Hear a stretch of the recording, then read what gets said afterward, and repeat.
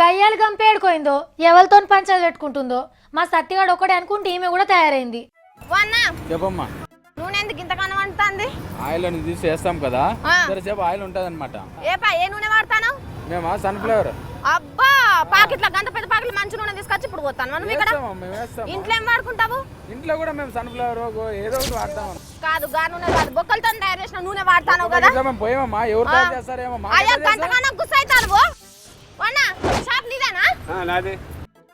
ఏం నూనె వాడుతుంది? రుచి గోల్డ్. రుచి గోల్డ్ కాదు కదా, కల్తీ నూనె తీసుకొచ్చి వాడతాను కదా.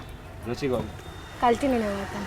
ఏం కాదు చెప్పు, ఏం కాదు చెప్పు. కల్తీ నూనె కదా, కల్తీ నూనె కల్తీ నూనె. కల్తీ నూనె వాడతాను ముద్దుగా చెప్తాను మళ్ళీ కల్తీ నూనె అని చిన్నగా అడగంగానే.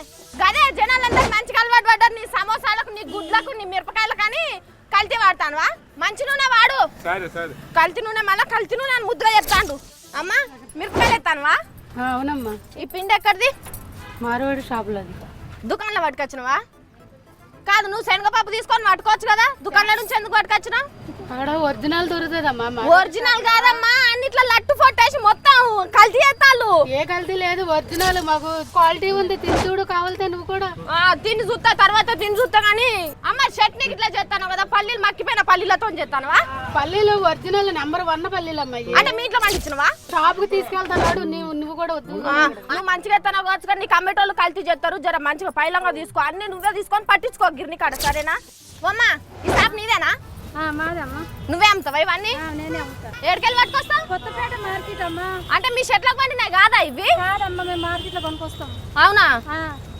మరేంది సపోటా కాయలు మెత్తగా ఉండాలి కానీ గింత గట్టి గట్టిగా ఉన్నాయి. ఎండకు పట్టుకొస్తే అట్లా మెత్తగా అయిపోయినాయి అమ్మా. ఎండకు పట్టుకొస్తే గట్టిగా అయినాయా, లేకపోతే గట్టిగా ఉండాలి పట్టుకోగానే మెత్తగా ఉంటాయి? ఎవరు కొనుక్కోరని ఏమన్నా మందులు వేసినామా వాటికి? మందులు ఏమమ్మా, మేము అట్లే తెస్తాము. ఎండకు వచ్చే వాళ్ళు మెత్తగా అవుతాయి.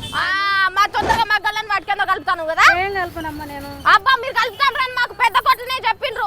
ఏమో కార్బోహైడ్రేట్ ఏదో కలుపుతానంట కదా. మరి అట్లా ఖరాబ్ అయితే అన్నప్పుడు నీకు అర్థమైందా? వాళ్ళు ఏదో కలుపుతాను, కార్బోహైడ్రేట్లు ఏదో కలిపి మొత్తం పండ్లను మొత్తం ఖరాబ్ చేసి నీకు పంపిస్తాను. నువ్వు అట్లా తీసుకుంటే ఎట్లా? పొట్ట తిప్పల కంటే మీ ఇంటికాడ కానీ మీరు రైతులు కానీ ఇంటికాడ వాళ్ళని వండించినా తీసుకొచ్చుకోవాలి. కానీ పబ్లిక్ పైసలు ఇచ్చి కొనుక్కుంటారు కదా, వాళ్ళకి రోగాలు తెప్పిస్తే ఎట్లా చెప్పు? మంచి తీసుకురా. ఏందో అవునవును అంటాను కానీ మళ్ళీ నీ పోయినాక ఎట్లా చేస్తావో. కరెక్టే నుల్లా, మా సుజాత మంచిగా పంచాలు పెట్టుకున్నది. మరి లేకుంటే ఏంది? నీళ్లు, పప్పు, ఉప్పు, పాలు ఏ విడిచి పెడతలేరు, అన్నిటినీ కల్తీ చేస్తుండ్రు.